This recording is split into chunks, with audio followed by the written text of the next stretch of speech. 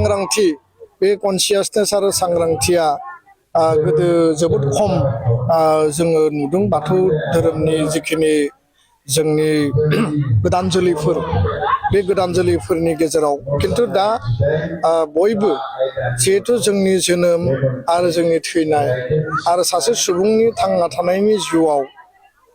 धोरोमजों लोगोसे बिनि नेमखान्थि आसारखान्थिया गोथौ सोमोन्दो दङ आरो सासे सुबुङा जोनोम जानायनि उनावनो थैजासिम बे मोनसे नेमखान्थि आसारखान्थिनि गेजेरजों आवगायलांनांगौ जायो जाय जेराव थाया मानो बेयो बे समाजनि बन्धन आरो धोरोमनि बे बेन्दोंनि गेजेरजोंनो बेखौ गासैबो बिथिङाव जोङो आवगायहोनांगौ बा थिग खालामनांगौ जायो दा बेखायनो गुबुन गुबुन धोरोमाव जेरैबायदि मोनसे सांग्रांथि आरो कनसियासनेसा गोबां समनि बोसोरनि सिगाङावनो फैदों आरो बिथांमोनाबो गोब्राब खामानि मावदों गोब्राब नाजादों कनसियासनेस सांग्रांथि लाबोनायनि खामानिखौ मावदों बेखायनो माखासे धोरोमारि सुबुंफोरनि जायफोर लाइमोनफोर बिसोरो बे बिथिङाव सांग्रांथिखौ सिगांनो लाबोनानै बेखौ जाफुंसार महर होनो हादों आरो बाथौ गौथुम जोनोम मोननायनि उनाव बाथौ धोरोमनि लाइमोनफोरनि गेजेराव माइनावफोरनि गेजेराव दिनै जि मोनसे सांग्रांथिया गोदानै फैदों बेयो थारैनो मोजां मोनसे नेरसोन आरो आं आसा खालामो मिजिंथियो इयुनाव बिथांमोना आरोबाव मैखोमै खामानि मावोब्ला बयबो जायफोरा एसे दोरोदनानै थायो बा बे सानथौ सानस्रिफोरखौ मिथिस्लाबाबासिनो मालाबा समाजनि नेमखान्थिनि बेरेखा माने खामानि मावनो नागिरो बिथांमोनखौबो बुजाया जायो सांग्रांथिनि गेजेरजों समाजाव थांना थानो थाखाय जोंनो मोनसे रोखा माखासे लामा नांगौ आरो बे लामाया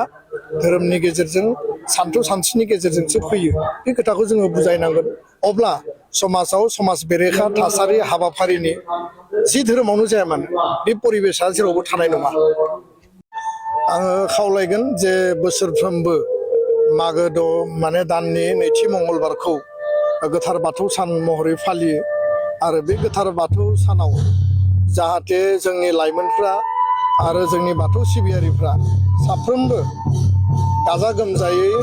आरो जिखिनि नेमखान्थि आसारखान्थि दङ बिनि गेजेरजों बेखौ मोजाङैनो फालिगोन आरो जाहाथे मुलुगाबो मिथिनो हायो जे बाथौ सिबियारिफोरनि गेजेराव जि माहारि दानायनि माहारिखौ गोग्गोमै फसंनायनि समाजखौ गोग्गोमै लाखिनायनि जि मोनसे सानथौ आरो सानस्रिजों बिथांमोना आवगायदों बे आवगायनाया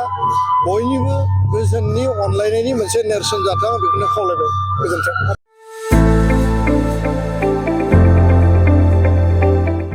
गोजोनथाव खौरां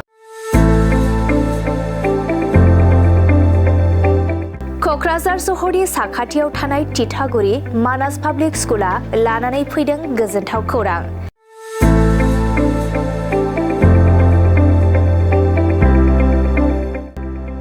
मानास पाब्लिक स्कुला गुन गोनां सोलोंथाइ बोसोरनि नार्सारिनिफ्राय थाखो 9 सिम फरायसा फरायसुलिफोरनि गोदानै 2026-27 मायथाइनि गोदानै मुं थिसननायनि खाबुफोर होगासिनो दं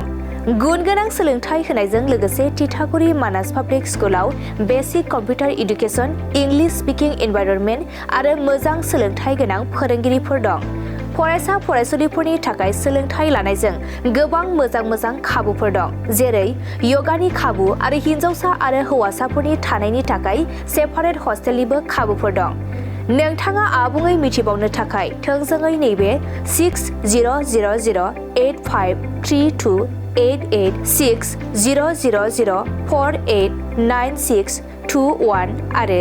9101008849 जानबुं नम्बराव खौरां लाहरनो हागोन।